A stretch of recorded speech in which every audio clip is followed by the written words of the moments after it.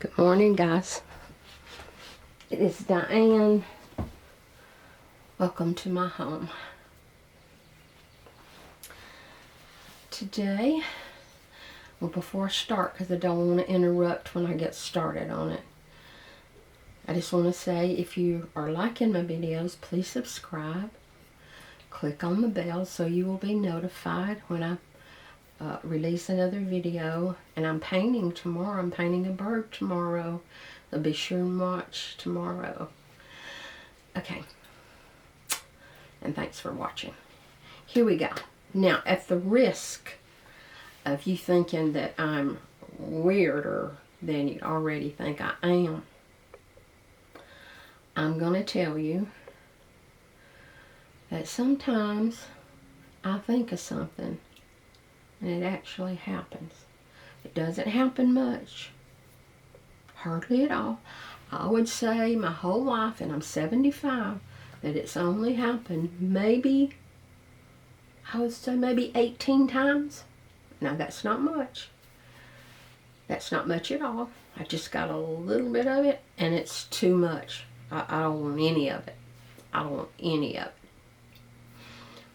A long time ago, and I think I've touched on this on an earlier video. I think I did. Anyway, a long time ago, I mean years ago, I was outside, I think I was planting window boxes. Now, we lived in the middle of 32 acres. No one ever came to see us. And we lived, right in the center. It was a long dirt road to get to our house. Now, I didn't hear a car, nothing like that. I saw in my mind my Aunt Faye coming down the road. Now listen, my Aunt Faye, I think that was, she has never come to visit me and just driven up to my house. Never. So, you know what, that just went away. I mean, she was like, had to be in her 70s then.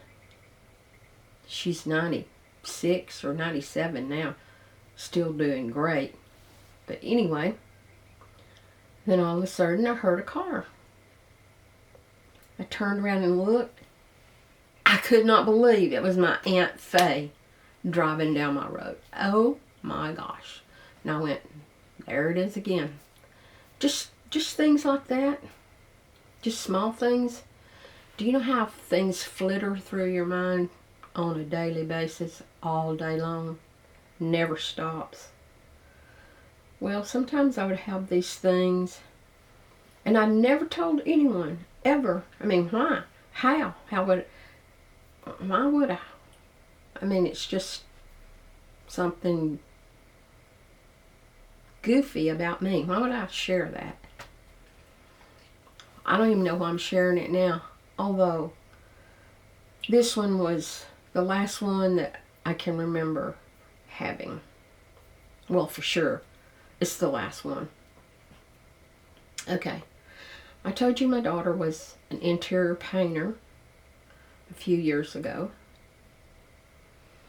And she would get me to pick up her youngest son at school, which is Kurt. And if you watch my videos, you know he was killed by a drunk driver when he was 15. So,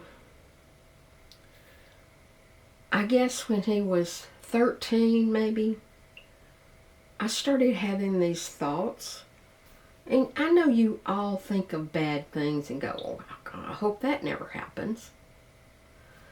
But I started having these thoughts of Kurt, and they would come like, I would say once every 3 months.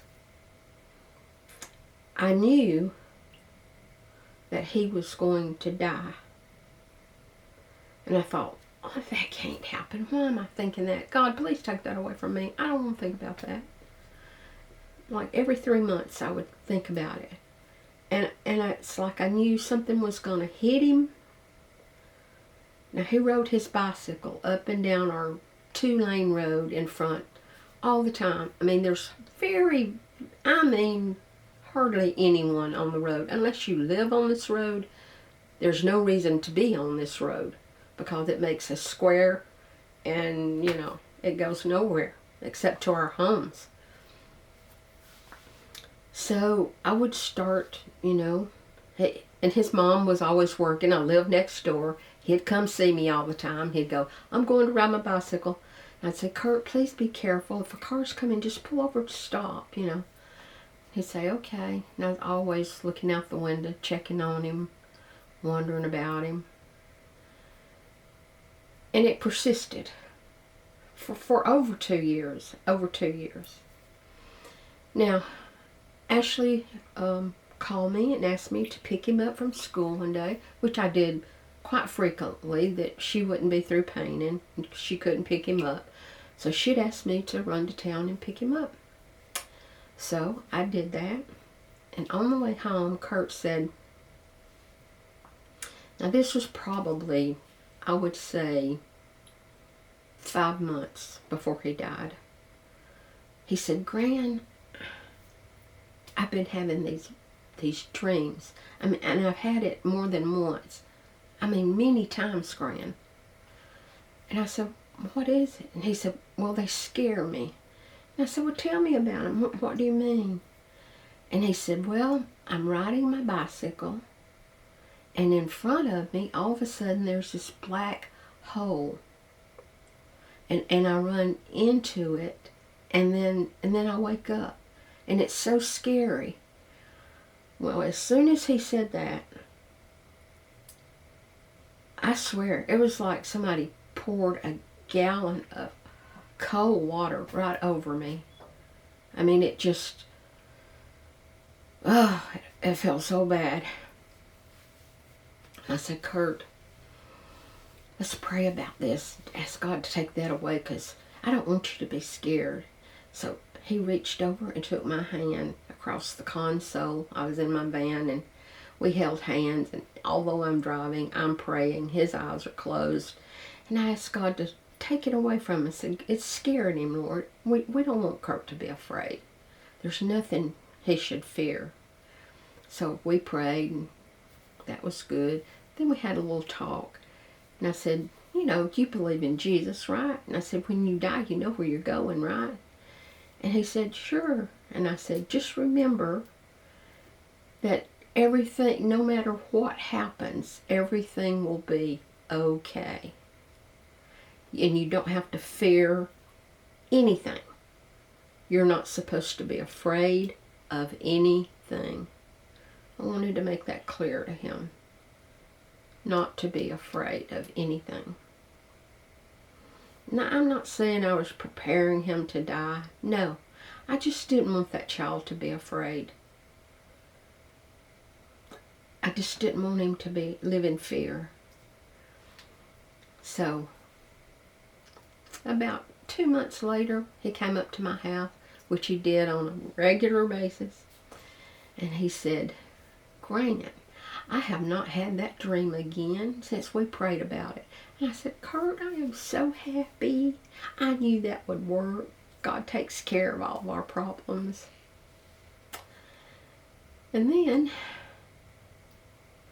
3 months after that, my baby was struck and killed by a drunk driver.